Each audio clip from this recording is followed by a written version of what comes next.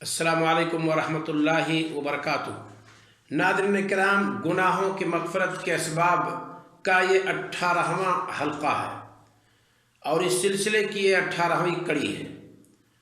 کیا ہے؟ صلاۃ کے لیے مسجد جانا، اس سے بھی اللہ رب العالمین گناہوں کو بخش دیتا ہے، معاف کر دیتا ہے، درگزر کر دیتا ہے۔ اس تعلق سے ابو ہریرہ رضی اللہ تعالیٰ عنہ، عبد الرحمن ابن صخر الدوسی جن کا انتقال 58 یا 59 ہجری میں ہوا، کہتے ہیں قال رسول اللہ صلی اللہ علیہ وسلم کہ اللہ کے رسول صلی اللہ علیہ وسلم نے ارشاد فرمایا، من تطہر فی بیتہ، جو شخص اپنے گھر میں پاکی حاصل کی، ثم مشى الی بیت من بیوت اللہ، پھر اللہ کے گھروں میں سے کسی گھر کی طرف چلا، یعنی اللہ کی مساجد میں سے کسی مسجد کی طرف گیا۔ بیت اللہ سے مراد یہاں مساجد ہے، کیونکہ مساجد اللہ کا گھر ہے۔ لیقضی فریضۃ من فرائض اللہ، تاکہ اللہ کی طرف سے فرض کی گئی فرائض میں سے کوئی فریضہ ادا کرے۔ اللہ کی طرف سے جو فرائض بندوں پر ہیں ان میں سے کوئی فریضہ ادا کرے، یعنی صلاۃ میں سے۔ یہ رسول اکرم صلی اللہ علیہ وسلم کا فرمان ہے کہ اس بندے کے جانے کا مقصد مسجد کی طرف کیا ہے؟ لیقضی فریضۃ من فرائض اللہ، تاکہ اللہ کے فرائض میں سے کوئی فریضہ ادا کرے۔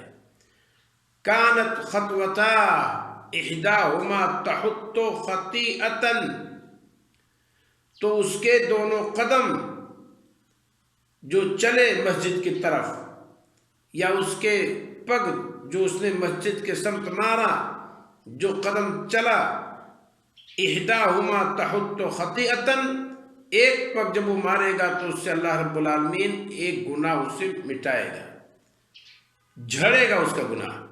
والاخری ترفع درجۃ، اور دوسرا قدم ایک درجہ اس کا بلند کرے گا۔ یہ ہمارے رسول صلی اللہ علیہ وسلم کا ارشاد ہے۔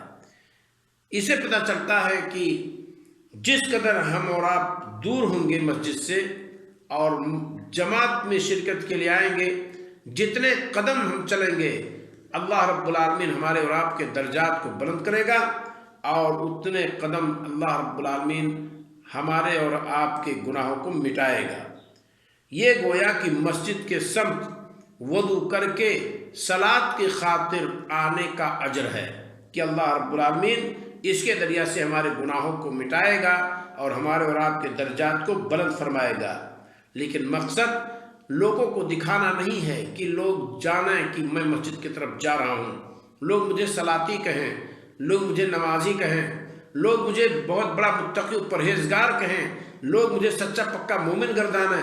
اس خاطر اگر کوئی مسجد کا رخ کرتا ہے تو یہ ریاکاری ہے، اور ریاکاری جب کسی بھی عمل میں داخل ہو جائے تو اللہ رب العالمین اسے قبول نہیں کرتا ہے۔ رات میں چلتا ہے لاٹھی ڈنڈا لے کر کے، اسے زمین پہ زور سے مار مار کر چلتا تاکہ لوگ جانیں کہ فلاں حاجی صاحب، فلاں نمازی صاحب، فلاں بزرگ صاحب، فلاں عالم صاحب مسجد کے سمت جا رہے ہیں۔ اگر لوگوں کو دکھانا مقصد ہو جائے تو پھر اللہ رب العالمین اس عمل کو قبول ہی نہیں کرے گا۔ رسول اکرم صلی اللہ علیہ وسلم فرماتے ہیں کہ اللہ تعالیٰ نے کہا، اگر بندہ میرے ساتھ کسی بھی نیک عمل میں عمل کرتے ہو تو اس میں کسی اور کو شریک کرتا ہے، اس کی بھی خوشنودی چاہتا ہے، ترکتہ وشرکہ، تو میں خود اس کو ترک کر دیتا ہوں اور اس کے شریک کو بھی ترک کر دیتا ہوں۔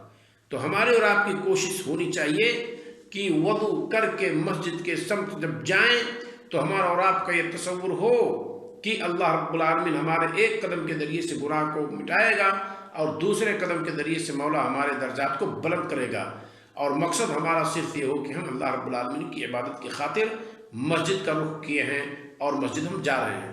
اللہ رب العالمین ہمیں اور آپ کو وضو کرنے کے بعد مسجد کے سمت جانے کی توفیق عطا فرمائے۔ یہ بات میں اس وجہ سے کہہ رہا ہوں کہ اگر کوئی شخص گھر سے چلے اور وضو نہیں کیا ہے اور مسجد میں جا کر کے وضو کرتا ہے تو کوئی ضمانت نہیں ہے کہ کیا وہ اجر یہ شخص پائے گا کہ نہیں۔ گھر پر آپ وضو کیجئے اور پھر گھر سے وضو کر کے آپ چلیے باوجود تو یہ اجر آپ کو اللہ رب العالمین دے گا۔